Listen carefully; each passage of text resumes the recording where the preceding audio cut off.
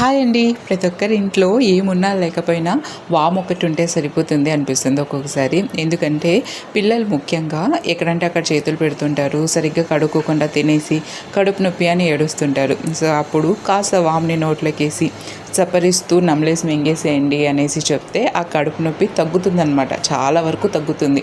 అప్పుడు అనిపిస్తుంది అబ్బా వాముండి ఎంత మంచి పని అయింది అనేసి.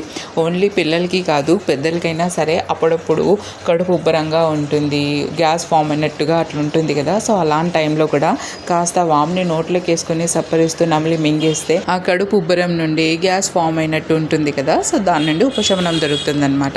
అయితే ఇక్కడ పిల్లలకైనా ఎవరికైనా కడుపు నొప్పిస్తూ ఉంది, అట్లా హెవీగా ఉంది అంటే ఒకసారి వామ్ ఇచ్చి చూడండి. తగ్గితే పర్లేదు, తగ్గకపోతే ఖచ్చితంగా డాక్టర్ దగ్గరికి అయితే వెళ్ళండి. అబ్బచ్చా మాకు తెలియదు అంటారా? అలా కాదండి, చాలా మందికి ఈ రెమెడీ తెలుసు. తెలియని వాళ్ళ కోసం చేస్తున్నాను. ప్రతి చిన్న విషయానికి హాస్పిటల్కి పరిగెత్తుకొని పోవడం కన్నా ఇలా మన పెద్దవాళ్ళు ఎప్పటి నుంచో చేస్తున్న రెమెడీస్ ఇవి. సో వీడియో నచ్చితే తప్పకుండా లైక్ చేయండి.